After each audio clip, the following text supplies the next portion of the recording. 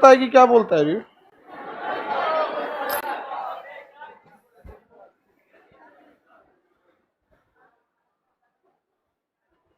घुटना पे इसे हवा दे रहा है। मेरा दिमाग यहाँ थोड़ी है। लड़की सेट की होगी सब अपने अंदाज से।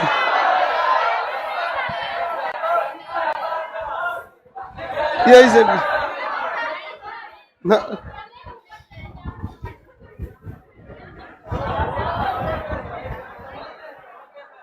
यहाँ हम लोग का दिमाग नहीं रहता है, अपने हिसाब से सेट किए।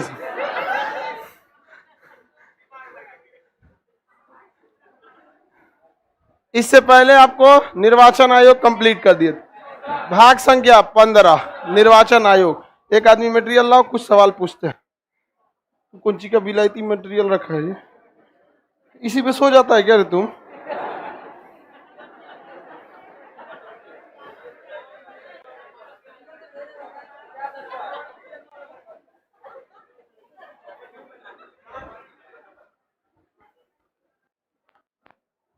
ये सब कैसे कैसे सेट हुआ है हमको नहीं समझ में आ रहा है। ये किधर हवा दे रहा है? नहीं दे रहा है, ये हवा नहीं दे रहा है। बंद कर दो इसको, बंद कर दो।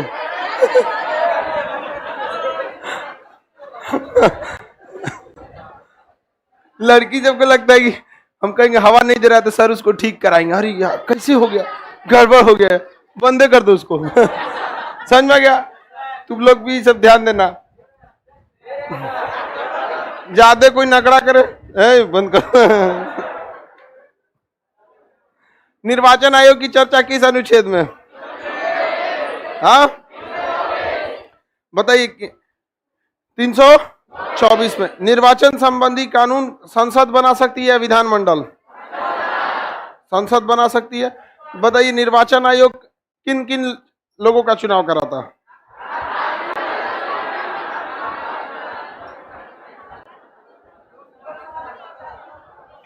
राष्ट्रपति, उपराष्ट्रपति, लोकसभा, राज्यसभा, विधानसभा, विधान परिषद। क्या निर्वाचन संबंधी मामले को न्यायालय में चुनौती दिया जा सकता? नहीं दिया जा सकता। निर्वाचन एक अलग ही मैटर है। चलो बाबू अब आगे पढ़ाना है आपको। भाग संख्या 16। भाग संख्या 330 से 342। 330 से 342। भाग संख्या 16 अनुच्छेद कहां से कहां तक रहता है? 330 से 342। 330 से 342 है। इसमें किस चीज की चर्चा है? तो SC, ST, OBC, Anglo Indian, इन सब की चर्चा किसमें है? भाग संख्या 16 में। भाग संख्या किसमें है? 16 में। कोई दिक्कत? मैं बैटरी चेंज कर लेता है।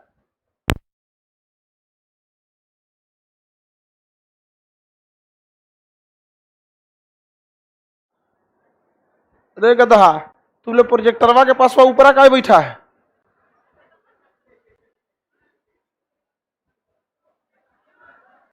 ऊपर कैसे बैठ गया वहां पे? तुमको नहीं समझ में आ रहा है कि प्रोजेक्टर पे जो लिखा रहेगा वहीं पे ऊपरा बैठ जाएगा तो पीछे वाला कैसे दिखेगा? मतलब गजब गधा है ऐसे एकदम।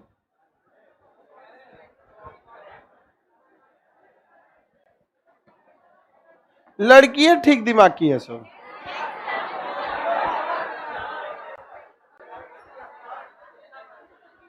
DM CM को अरेस्ट कर सकता है, DM किसी को अरेस्ट नहीं कर सकता। ये काम पुलिस डिपार्टमेंट का है। ये देश चल रहा है, घर नहीं चल रहा है तुम्हारा कि मुखिया जो चाहे कर देंगे। DM का काम केवल लॉ एंड ऑर्डर मेंटेन करना है। और किसको कहेंगे? SP को। और SP तो उनको कर ही सकता है। समझ में आ गया? DM CM ये सब आज भी अपने क्षेत्र के सब सर्वा होते हैं सब। और अगर ये सब जो जितने DM हैं, SP हैं, ये लोग हैं, ये लोग को बस एक चीज का डर रहता है कि वो लोग कभी भी जांच वाच लगा के फंसा देते हैं। सब नेता सब जांच वगैरह लगा के क्या कर देते हैं? सब फंसा देते हैं। लेकिन कोनो मिल जाता है सब पुलिस वाला किरण बेदी टाइप का, लपेट देता है सब अच्छा से। देखिए ध्यान से, SC ST तथा किसकी चर्चा? SC ST OBC Anglo Indian की चर्चा है। ध्यान से देखिए 330 हो गया, ये चार चार तो पहले एक एक करके याद रखिए जो इंपॉर्टेंट है। 330, 331, 332, 333। इसमें कहा है कि लोकसभा में एससी और एसटी के लिए क्या होना चाहिए? आरक्षण। लोकसभा में एससी एसटी के लिए आरक्षित सीट होना है। लोकसभा में एससी एसटी के लिए क्या होना चाहिए? आरक्षित सीट। सर लड़कियों को अच्छा बोले हैं, अब समझ में आया, आज अप्रैल फूल है। अरे गधा कहीं का, तुम लोग क्या क्या कमेंट करते रहता है गधा कहीं का। गधा है पूरा। हा?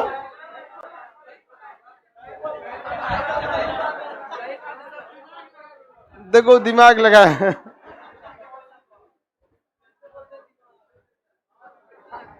देखो ध्यान से, लोकसभा में किसकी चर्चा है? SC ST.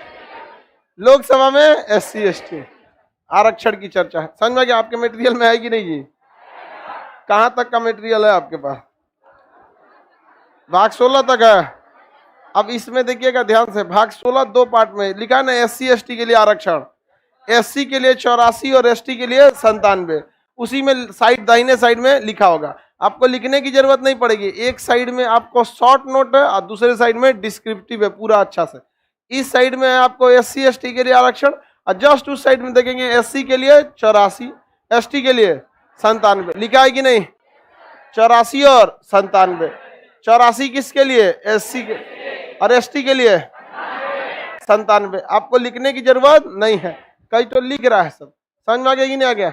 आगे बढ़ जाए, किसी को दिक्कत है तो बताया जाए। लिखा ही है, देखिए ध्यान से। 331 में क्या है? तो लोकसभा में एंग्लो इंडियन। लोकसभा में एंग्लो इंडियन। कितने एंग्लो इंडियन? 2। कितने एंग्लो इंडियन? 2। अभी इस व्यवस्था को समाप्त कर दिया गया क्योंकि अब एंग्लो इंडियन नहीं रहे हैं। देखिए एंग्लो इंडियन उसे कहा जाता है जिसके माता या पिता में से कोई एक, या जिसके पिता में से एक, मतलब अमूमन माता या पिता में से दोनों में से कोई एक यूरोपीय देश का हो, विदेश का नहीं हो, यूरोपीय देश का हो, वही एंग्लो इंडियन कहलाएगा। ऐसा यूरोप में क्या खासियत था? तो देखिए यूरोप वाले ही हमारे देश पर शासन करने आए थे, चाहे डच हो, पुर्तगाली हो, इंग्लैंड वाले हो, फ्रांस वाले हो, डेनमार्क वाले हो, स्वीडन वाले हो, ये यूरोप वाले ही हमारे देश में शासन करने आए थे। जब वो शासन करने आए थे तो उस दौरान वो लोग भारत में जब ड्यूटी करते थे तो मोबाइल फोन, टेलीफोन ये सब तो उतना था नहीं। यहाँ आते थे और जब यहाँ उनकी ड्यूटी लगती थी 5 साल 10 साल के लिए, तो कहीं पे जब ड्यूटी लगता था तो अंग्रेज सब यहीं शादी कर लेते थे। तो अंग्रेज जो यहाँ की शादी कर लिए तो उनसे जो बच्चे हुए वो क्या कहलाते थे? Anglo Indian. क्या कहलाए? जब तक देश गुलाम था एंग्लो इंडियन का तो खूब दबदबा था। कहे कि कोई बाबूजी डालो जी, मतलब उसका तो दबदबा था ही ना आजादी गुलामी के टाइम पे, तो उन लोग का बहुत दबदबा था वहां पर। और भारत में आज भी देखिएगा, कोई लड़की अगर बहुत गरीब घर से है तो गार्जियन लोग ये नहीं देखते हैं कि उसको जिंदगी जीने के लिए केवल पैसा नहीं, अपना उसकी भी कुछ अरमान ख्वाहिश होती है, उसका अपना भी स्वाभिमान होता है। कोनों को बूढ़ सूढ़ से ब्याह कर देता है और जब ये टेढ़ रहेगा, समझ में नहीं आएगा कि इसका लड़का होगा तो इसको पापा कहेगा कि दादा कहेगा, कोई सो ब्याह कर देता। आप इसको अक्सर देखिएगा गांव वगैरह। समझ में आएगी नहीं? लड़की लोग मन लगा के पढ़ाई कीजिए, पता नहीं को ठीक आप ही एग्जाम्पल हो सकते हैं आगे, इसलिए पढ़ाई अच्छा से करिए। लड़का अगर मिल गया, नौकरी अगर लड़का को हो गया तो किसी न किसी को तो चौपट करेगा ही करेगा। देख रहे हो सब इसमें कितना अच्छा मंगरेला है सब। नौकरी के बाद सब किसी न किसी को क्या करेगा? चौपट करेगा। समझ में आ रहा है? और जैसे मशरूम, तो ध्यान से समझिए। एंग्लो इंडियन समझ में आ रहा है? विदेशी होना चाहिए माता पिता में से कोई एक, या केवल यूरोपीय? ठीक है, माता में भी चल सकता है। माता में क्या है कि कोई सारी अंग्रेजिन भी ड्यूटी करने आती थी। जब अगर उसने भी शादी ब्याह कर लिया तो उसके बाल बच्चे क्या कहलाएंगे? Anglo Indian. लेकिन जब देश आजाद हुआ तब ये एंग्लो इंडियन का सुनने वाला कोई नहीं था, और एंग्लो इंडियन को बड़ा अलग डिजाइन से देखता था। रे तोर बाबूजी पुर्तगाली था, तोर बाबूजी फ्रांस वाला था, तोरा बाबू डुपले, तोरा ये नहीं समझ में, बड़ा उटपटांग होता था। तो उनकी हक की आवाज उठाने के लिए संसद में कोई चाहिए कि नहीं चाहिए? तो यह व्यवस्था किया गया कि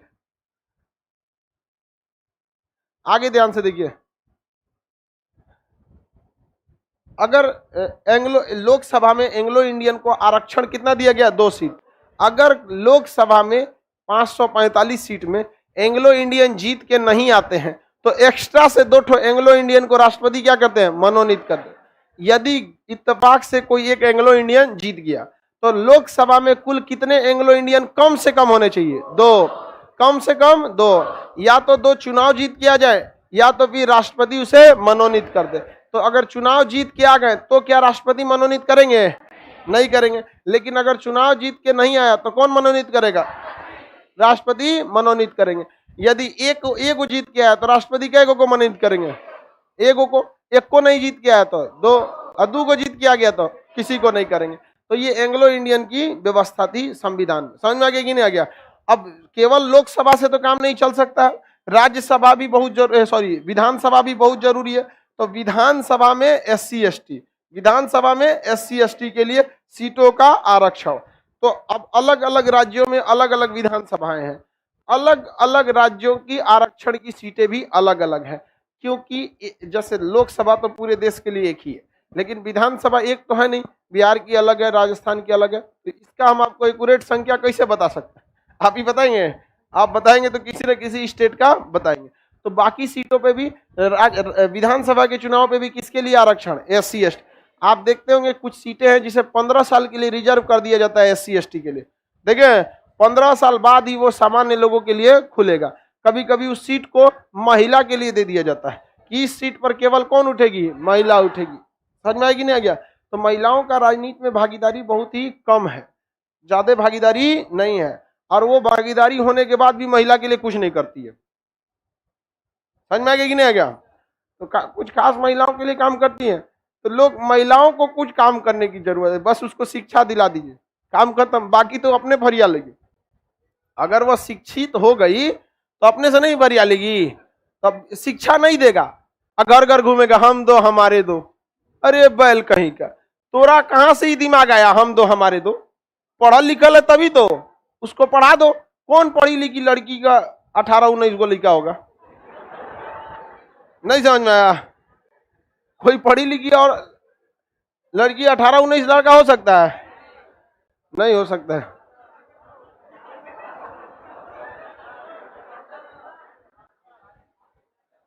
आगे बढ़े।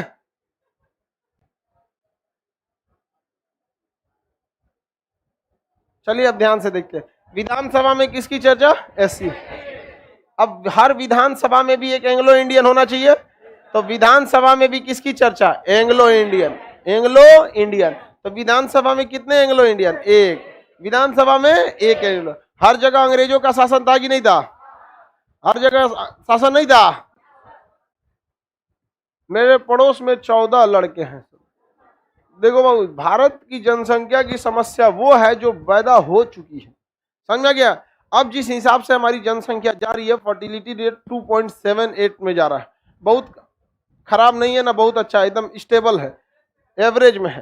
तो देखिए ध्यान से, हमारे यहाँ एंग्लो इंडियन की चर्चा विधानसभा में कितना है? 1। इसे भी क्या कर दिया गया? समाप्त कर दिया गया। मुमताज पढ़ी लिखी नहीं थी क्या?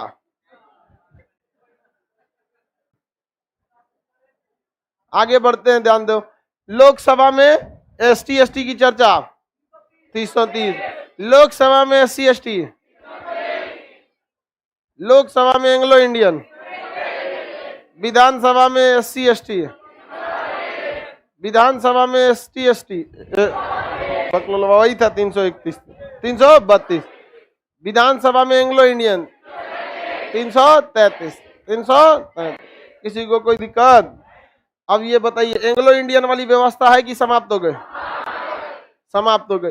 यह व्यवस्था को जो दिव्यांग लोग हैं, हैंडीकैप है, उनको यह एंग्लो इंडियन की सीट दे देनी चाहिए। समझ में आ गया कि नहीं आगा? आप लोग इसके लिए आवाज उठाइए। हम इस बीज को बो दिए हैं, अब बहुत जल्दी इसका पेड़ निकालेंगे। समझ में आ गया कि नहीं आ गया? पहले लोगों तक पहुंच तो जाए। और आप दिव्यांग लोगों से वचन देते हैं आप लोग को इस सीट दिला के रहेंगे, लोकसभा में जाके गरजिएगा वहां पर कि हम लोगों को आप क्या समझ के बैठे हैं। एंग्लो देखिए आप लोग के लिए कोई काम करना नहीं चाहता है, वरना हैंडीकैप के लिए भी बहुत सारी सुविधाएं हैं, उसका कोई व्यक्ति हैंडीकैप है इसमें उसका क्या अपराध है, कोई अपराध नहीं है, तो उस सब के लिए भी होना चाहिए। आप बताइए बाबू, लोकसभा में एंग्लो इंडियन की जो सीट खाली हुई वो किसे देना चाहिए है? और विधानसभा वाला भी। अब ये बताओ अगर लोकसभा में एक दिव्यांग दो दिव्यांग बैठेगा तो आप लोग बताइए हैंडीकैप को कोई समस्या होगा तो किसी के पास जाइएगा कि ओकरे पास जाइएगा, उसी के पास जाएंगे, अपना खूब बढ़िया से व्यवस्था रखे रहेगा, आपका फट से काम कर देगा। अभी क्या करना पड़ता है आपको, दूसरे के आगे गिड़गिड़ाना पड़ता है, नहीं गिड़गिड़ाना पड़ता, आपको अपना अधिकार लेना पड़ेगा। महिलाओं के लिए आरक्षण है कि नहीं, लोकसभा हर जगह पे महिलाओं के लिए, एससी के लिए, एसटी के लिए है, तो मतलब क्या है, दिव्यांग को इतना पावरफुल समझ गए हैं, महिला को आरक्षण दे रहे हैं, एससी एसटी को दे रहे हैं और दिव्यांग को नहीं दे रहे हैं, मतलब क्या समझ के बैठे हैं उस सबको, बेचारा कितना संघर्ष से जीवन जी रहा है वहां पर। पता है अनाथ आश्रम में 50% लड़के दिव्यांग होते हैं, हैंडीकैप, अनाथ आश्रम में 50%, और उन 50% के माता पिता जिंदा होते हैं, वो त्याग देते हैं बच्चों को कि वो हैंडीकैप।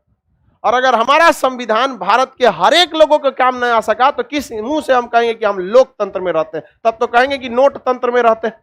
लोकतंत्र में रहने का मतलब यही होता है कि हमें सबको बराबर अधिकार होना चाहिए। जिस दिन आपके बगल से विधायक गुजर जाए और आपको रत्ती भर वैल्यू मत दीजिए गया होगा विधायक, उस दिन समझिएगा कि भारत असली लोकतंत्र है, उस दिन समझ जाएंगे असली लोकतंत्र। अभी जाता है बगल से सांसद विधायक, ऐसा लगता है चित्रगुप्त गए हैं यमराज वाले, अरे बाप रे बाप कचार दी तुम हो अभी समझ, ये सब चीजें नहीं होना चाहिए। आगे बढ़े, ये लोकसभा में एंग्लो इंडियन एससी एसटी, इसके बाद जो है वो खास इंपॉर्टेंट नहीं है। जैसे 334 है कि लोकसभा में एससी एसटी के आरक्षण को जो 2020 में खत्म हो रहा था उसे बढ़ाकर कहां कर दिया गया 2030 तक। 34 में एससी एसटी का जो आरक्षण खत्म हो रहा था 2020 में उसे बढ़ाकर कहां ले गया गया 2030 तक लेके गया है। समझ में आ गया कि नहीं आ गया। पर अब 335 प्रमोशन में एससी एसटी के लिए भी व्यवस्था है। प्रमोशन में किसकी चर्चा, एससी एसटी, तो वो इतना इंपॉर्टेंट थोड़ी है। अब 336 देखेंगे तो उसमें भी आपको क्या है, एंग्लो इंडियन के लिए भी प्रमोशन में चर्चा है। 337 देखेंगे तो एंग्लो इंडियन के एजुकेशन की चर्चा से जुड़ा है। एंग्लो इंडियन के लिए इतना व्यवस्था, जो यहाँ का प्योर इंडियन है ओकरा लिए कोई व्यवस्था नहीं यहाँ पर, वो सारा का सारा एंग्लो इंडियन वाला किसे दे देना चाहिए, दिव्यांगों को। अब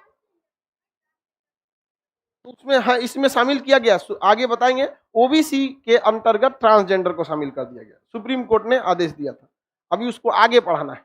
340 आर्टिकल 340 समझ में आया। ये बताइए क्या सोच के सरकार ने एंग्लो इंडियन को आरक्षण खत्म किया,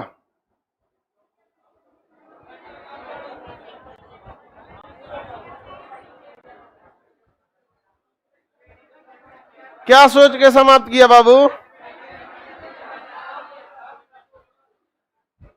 अब एंग्लो इंडियन बचे कहां है, जो भी एंग्लो इंडियन होंगे वो 1947 के होंगे, 47 के होंगे, और 47 में उनका जन्म हुआ होगा या फिर उससे पहले हुआ होगा। तो जिनका भी 47 में जन्म हुआ है उनका ब्याह तो लगभग 1965-70 के आसपास हुआ होगा, और उस समय यूरोपियन से थोड़े हुआ होगा, उस समय भारतीय से हुआ होगा। और जो उसका बच्चा है वो एंग्लो इंडियन थोड़े कहलाएगा, वो क्या कहलाएगा, इंडियन कहलाएगा। बच्चे ही कहाँ हैं अब, हाँ आगे बढ़ जाए, देश में नहीं है अब वो लोग नहीं है। ट्रांसजेंडर के लिए भी ओबीसी के बराबर आरक्षण की चर्चा है।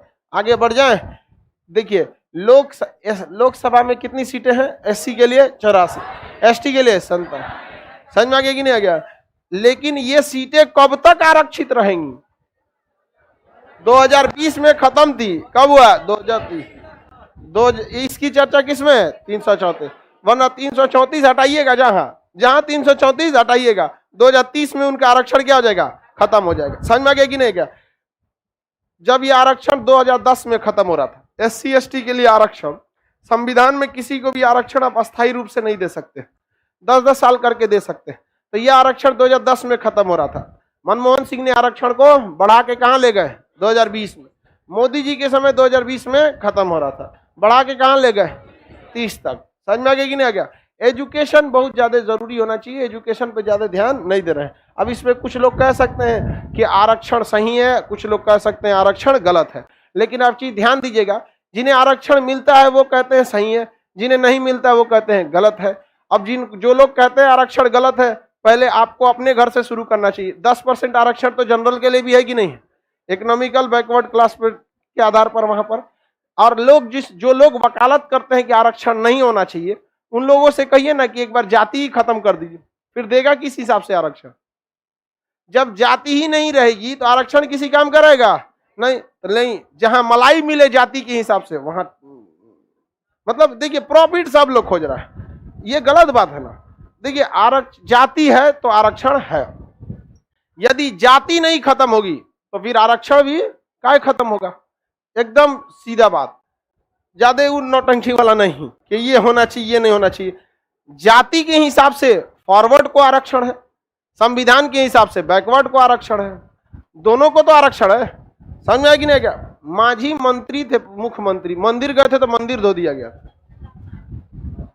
था कि नहीं? उधर थोड़ा सा दिक्कत होता है ये सब चीजों को। अब ये 21वीं सदी, हम लोग को ये सब चीजों से अब ऊपर उठना चाहिए।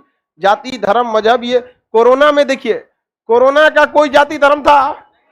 कोरोना एकदम सेकुलर था कि नहीं था? एकदम सेकुलर। सबसे सेकुलर कौन था? कोरोना। सबको लपेटा एक जैसा। गरीबी एकदम सेकुलर, सबको लपेटती है एक जैसा। भूखमरी एकदम सेकुलर, कोई जाति उती नहीं देखती है। देख रहे हैं? तो सेकुलर रहिए सब चीज में। गरीबी, भूखमरी, समस्याएं, ये सब का कोई जाति मजहब नहीं होता। तो ये बताइए कब तक आरक्षण है? आगे बढ़ जाए।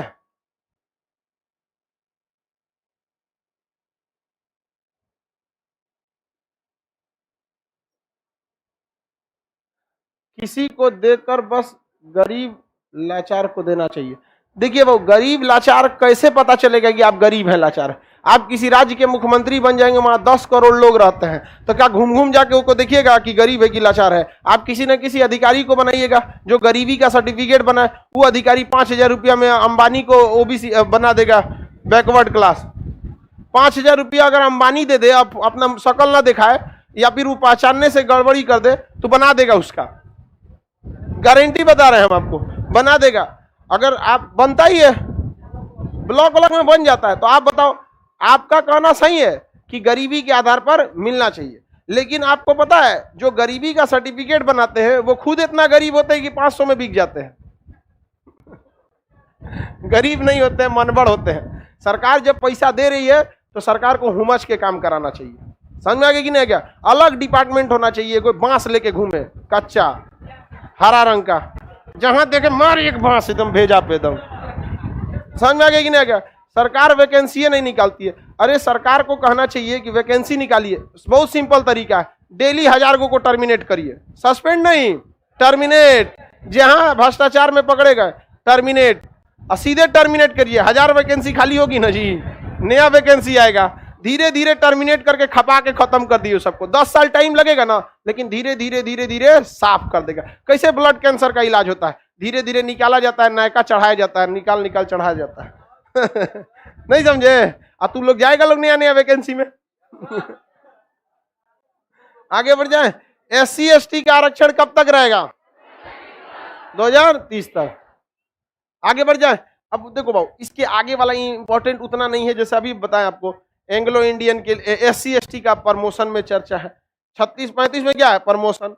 या उसके बाद 35 में SC ST के लिए क्या है? प्रमोशन। प्रमोशन इसमें क्या है? एंग्लो इंडियन को प्रमोशन। 337 में क्या है? एंग्लो इंडियन का एजुकेशन। एंग्लो इंडियन का एजुकेशन। एंग्लो इंडियन का क्या होना चाहिए? एजुकेशन। ये एंग्लो इंडियन का एजुकेशन किसे दे देना चाहिए? हैंडीकैप लोगों को, दिव्यांग लोगों का एक अपना यूनिवर्सिटी होना चाहिए, जिसमें केवल कौन पढ़े? दिव्यांग। क्या भारत में इतने हजारों यूनिवर्सिटी है, एक को यूनिवर्सिटी देंगे जो बढ़िया यूनिवर्सिटी जो समर्पित हो केवल किसके लिए?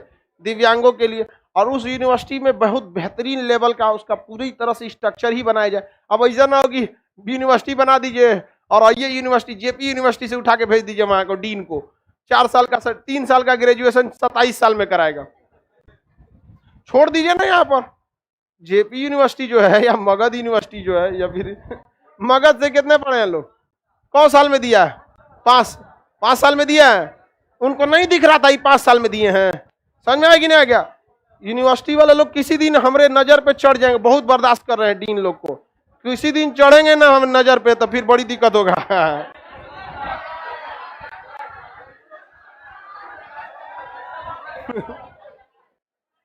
लाइफ खराब करके रख देता है सब। कौन जी? 19 का फॉर्म है, अब तक फर्स्ट ईयर का एग्जाम नहीं हुआ। नहीं समझ आया? जितना साल लेट हो उतना साल मनरेगा में मट्टी फेंकवाना चाहिए उन लोगों से। समझ में गया कि पत्थर ढोवा उतना साल, 2 साल लेट हुआ, 2 साल तक मनरेगा में क्या पत्थर उत्तर फेंको, किसी काम लायक नहीं हो आप पर। अजब लोल है सब। तो बाबू देखो यहां से, ये तीनों उतना इंपॉर्टेंट नहीं है, पढ़ाने का तो हमको सब पढ़ाना ही है, लेकिन ये उतना इंपॉर्टेंट नहीं है। अब इसके आगे देखते हैं 338 में कहा गया है एससी आयोग। किसमें? 338 और 338 का क। 338 में क्या है बाबू? एससी आयोग। एससी आयोग। एससी आयोग। एससी आयोग में कितने सदस्य होते हैं? 7 सदस्य। एससी आयोग में कितने सदस्य? 7। इनके सदस्यों का नियुक्ति प्रधानमंत्री के सलाह पर राष्ट्रपति करते हैं। इसके अध्यक्ष का कार्यकाल 3 साल होता है और इसके अध्यक्ष का पावर मंत्री के बराबर होता है। किसके बराबर? मंत्री। एससी आयोग अगर किसी पर भीड़ गया ना, DM, SP, commissioner, DIG, IG सब जना को नाप देगा, तुरंत सस्पेंड कर देता है यहाँ पे। तो अगर किसी एससी के साथ कोई भेदभाव होता है तो वो कौन एक्शन ले लेता है? हाँ, एससी आयोग। कौन ले लेता है? एससी आयोग। उसी तरह से यहाँ पर है एसटी आयोग। कौन सा आयोग? एसटी। यह कितने सदस्य वाला? 5 सदस्य वाला एसटी आयोग, 5। इसके भी अध्यक्ष की नियुक्ति प्रधानमंत्री के सलाह पर। हाँ, बिहार यूनिवर्सिटी में 3 साल का ग्रेजुएशन 6 साल में हुआ है। समझ में आया कि नहीं आ गया? कोई बात नहीं बाबू, टेंशन नहीं लो, हम चढ़ा लिए अब अपने दिमाग पे। ठीक है, अब थोड़ा सा रेलवे वालों का निपट है आदमी, थोड़ा सा कीर्तनी साहब। हाँ, इसका भी अब इलाज होगा। नहीं समझ में आया? सब चीज इलाज होगा। 3 साल कंप्लीट होगला से पहले पहुंचा देगा मार्कशीट। तुम हंस रहे हो, अगर आपके सपने पे लोग ना हंसे तो आपका सपना बहुत छोटा है। मैट्रिक का फॉर्म भरने से और रिजल्ट हाथ में आने में 1 साल से कम का टाइम लगता है। लगता है कि नहीं लगता है? अब मैट्रिक से ज्यादा लड़का बैठते हैं सब, इंटर से ज्यादा।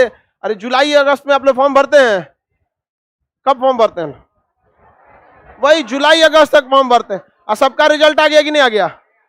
सबका रिजल्ट माने नेट पे आ गया ना जी, सारा चीज उसमें, मार्कशीट कितना है, कितना रोल नंबर है, सारा चीज आपका आ गया ना। अब कहीं भी फॉर्म भरेंगे तो उसको यूज कर सकते हैं ना।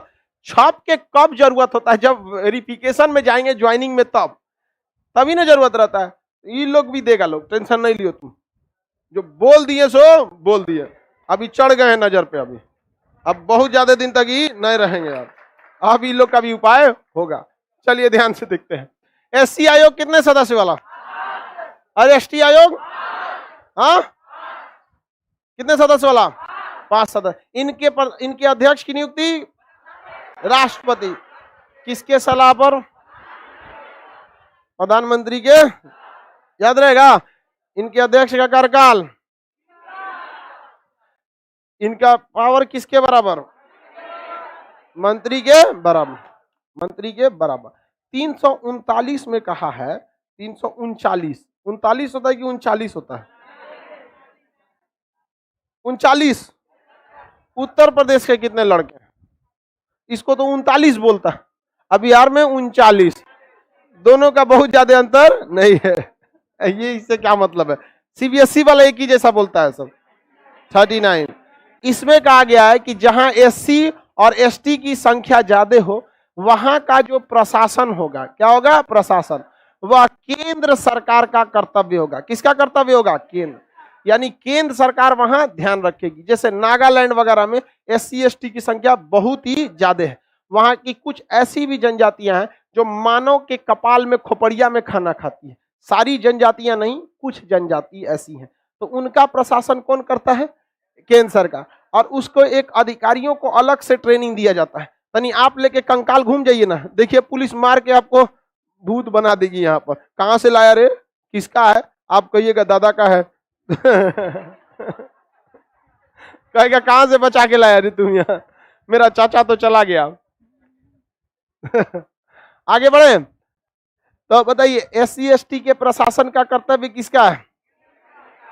हाँ, केंद्र सरकार का है। किसका है? SC ST का प्रशासन।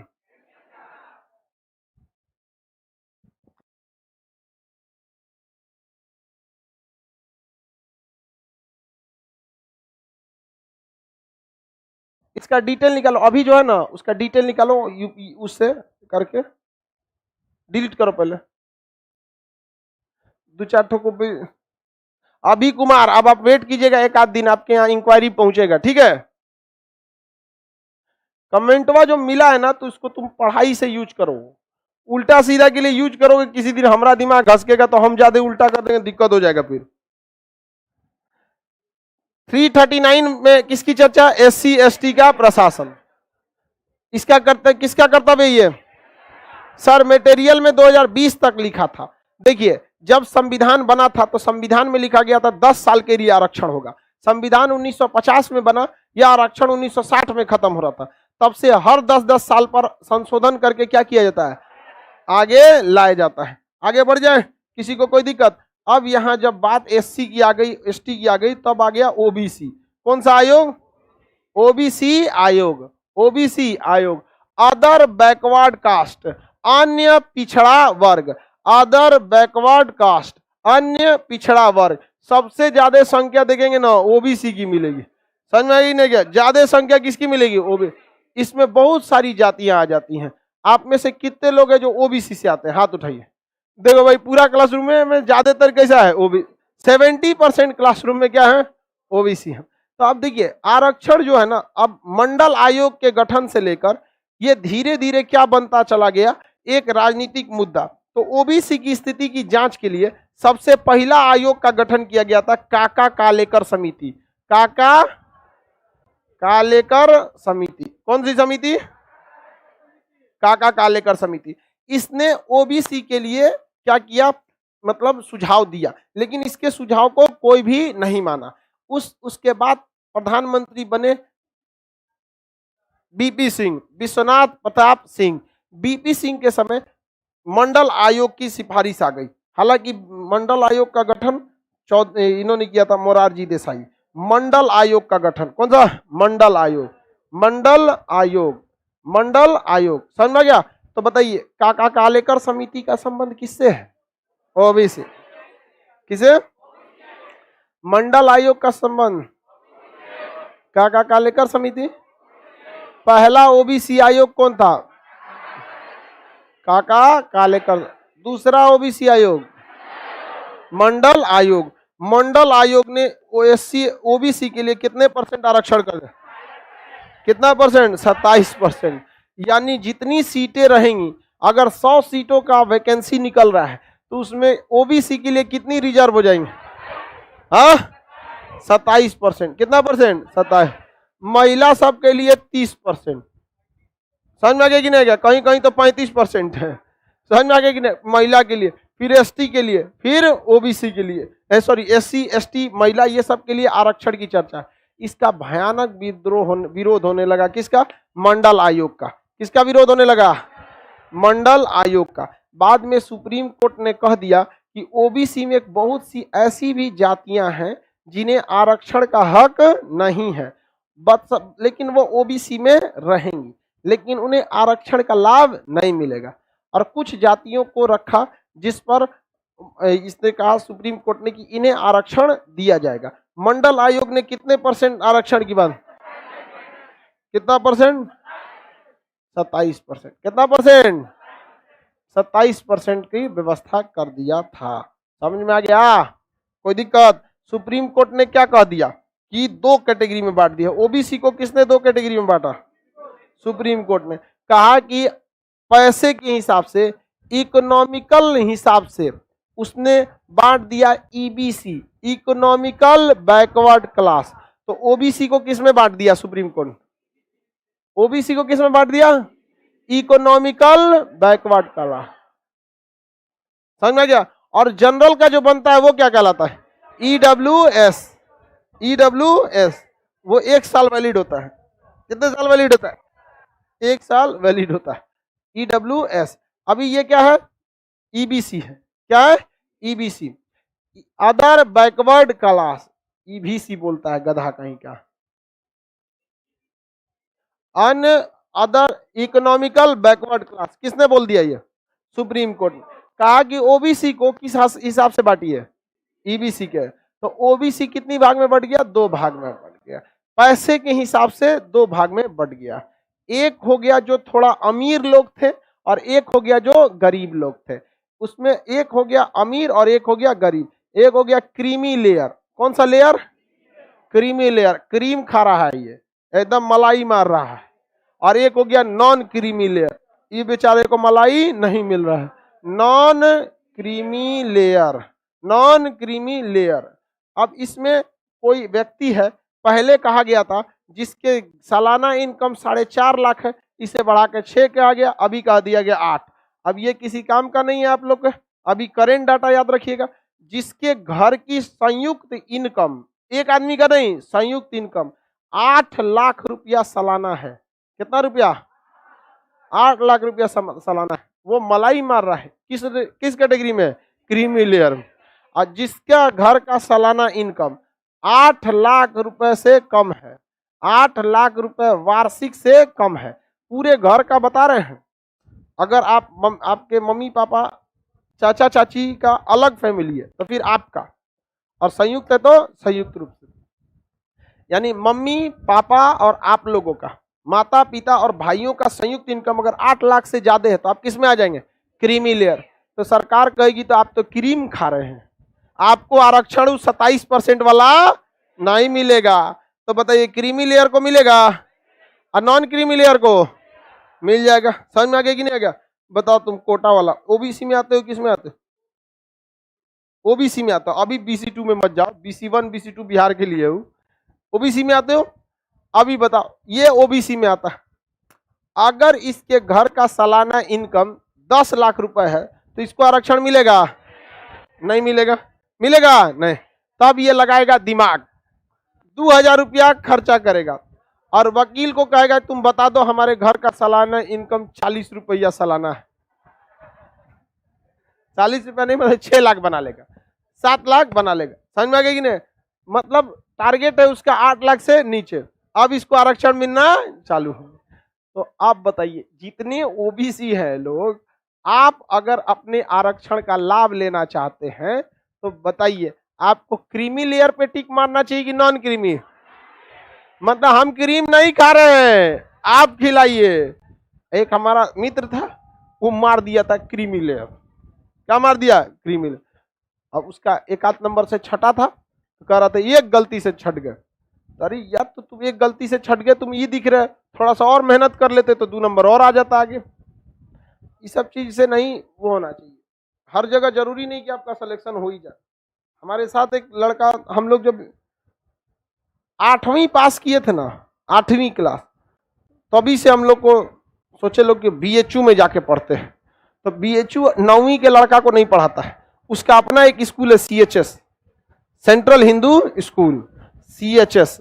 तो 9वीं से इंटर तक कहाँ पढ़ा देता है? CHS में। और यहां से ये कहाँ भेज देता है? BHU में। अभी देखो, हिंदू से ही मत सोचिएगा कि केवल हिंदू पढ़ते हैं, इसमें हम लोग भी फॉर्म भरे थे। एक हमारा और 3-4 दोस्तों का नहीं हुआ, और कुछ ऐसे भी दोस्त थे जिनका हो गया, जबकि उनका नंबर कमोबेश हम ही लोग के बराबर था। कुछ का तो हुआ तो हमसे कम ही था, 1 नंबर, बस कोई SC में था, ST में था, उनका इसमें हो गया और हम लोग का नहीं हो गया। तो क्या माथा पीटे अपना, दूसरा देखते रहिए। यहाँ पर आप 2 तरह से कह सकते हैं, आपका नहीं हुआ ये भी तो कह सकते हैं, 2 नंबर और ला देते तो हो जाता। दूसरे पे मत थोपिए, जिस दिन आप अपनी गलती को स्वीकार कर सकते हैं उस दिन आप और मेहनत करने लगेंगे। क्रीमी और नॉन क्रीमी समझ में आ गया? ये तो आपके हाथ का खेल है। सुप्रीम कोर्ट बेरोजगार समझ रहा था क्रीमी और नॉन क्रीमी, लेकिन जिसका सरकारी नौकरी हो गया वो बेचारा कैसे दिखाएगा कि हम नॉन क्रीमी लेयर में हैं? सरकारी नौकरी वाला तो खड़े जाएगा किसमें? क्रीमी लेयर में, क्योंकि सरकारी नौकरी में आपको कितनों कम सैलरी देगा तो 30,000 36,000 देगा। कितना देता है? 36, मतलब 40 मान लीजिए, तो 12 चौको 48, कितना हो गया? 4,80,000। अब उसके बाद इधर उधर जोड़ जाड़ के कहीं ना कहीं से वो क्या करता है? खपा देता है। और अगर नहीं हो पाया 8 लाख से नीचे, 8 लाख से ऊपर नहीं हो पाया, तो सरकारी नौकरी में रहने के बाद भी आपको क्या मिल सकता है? क्या मिल सकता है? Creamy layer. अगर ज्यादा हो गया 8 लाख से ज्यादा तो किस में चल जाएंगे? क्रीमी। और कम हो गया तो non creamy layer. Sir teacher लोगों का इतना नहीं है, बिहार में टीचर लोग का कम है, समझ में गया? तो बिहार का एजुकेशन हो तो चौपट है, नहीं चौपट है। टीचर लोग को भाई जितना आप डाल दीजिएगा हवाई जहाज में टेम्पू का डीजल तो उड़ेगा, उस हिसाब से उड़ाना है तो उस हिसाब से खर्चा भी करिए। समझ में आ गया कि नहीं आ गया? Creamy layer non creamy. Bihar में दिमाग लगाया, कुछ तो सब फायदा उठा ले रहा है। जिसको देखो वो नौकरी के टाइम पे क्या हो जा रहा है? Creamy layer, non creamy layer है, खूब कमा रहा है, और कुछ कुछ पैसा गिला के क्या बन जा रहा है? नॉन क्रीमी लेयर हो जा रहा है। तो बिहार में होशियारी नहीं ना चलेगी, यहाँ तो सब एक से एक पहुंचता है इसमें आप तो कहा गया कि भाई देखिए ओबीसी वाला कैसा भी रहे फायदा उठा लेता है किसका? नॉन। तो ओबीसी को 2 कैटेगरी में बांट दिया, BC1 BC2। अब आप डिसाइड कीजिए कितना में है, कितनों कमाइए कोई फर्क नहीं पड़ता। अब बताइए ज्यादा आरक्षण BC1 को कि BC2 को? BC1 को। BC2 में थोड़ा सा नॉर्मल है यहाँ पर। अब कैटेगरी बांट दिया। अब आप लोग अपना नेट पर सर्च करेंगे लोग कि आप BC1 में आते हैं या BC2 में आते हैं, क्योंकि इसमें लगभग 1700 के आसपास जाती है और बहुत सारी कैटेगरी होती है। अब जैसे पंडित जी को देखिए, पंडित जी में तो एक तो ब्राह्मण हो गए, उसमें भी कैटेगरी देखेंगे ना, मिश्रा, दुबे, ओझा, झा, तिवारी, ये बहुत सारे होते हैं कि नहीं होते हैं? तो पांडे जी भी होते हैं। हाँ, कोटा वाला पांडे जी बहुत बोल रहे हैं। आगे बढ़ जाएं तो ये बताइए, ये तो आपको खुद से डिसाइड करना पड़ेगा BC1 और BC2। पहली जनजाति, पहली ओबीसी आयोग कौन सी थी? काका कालेकर समिति। दूसरा, ओबीसी को सर्वाधिक आरक्षण किसने दिया? मंडल आयोग। कौन थे उस समय प्रधानमंत्री? बीपी सिंह, विश्वनाथ प्रताप सिंह, बीपी सिंह। कांग्रेस जो है ना, कांग्रेस पहले कांग्रेस के सदस्य थे बीपी सिंह। अब प्रधानमंत्री बनने के बाद सबसे ज्यादा अगर कांग्रेस को किसी ने चौपट किया ना बीपी सिंह ने किया है। ये बेचारा इतिहास से कांग्रेस शुरू हुआ था, अब कहीं वही मत चल जाए। आगे का क्लास मंडे को, आज फ्राइडे है, आगे क्लास मंडे को करेंगे। आज के लिए इतना ही रहने देते हैं।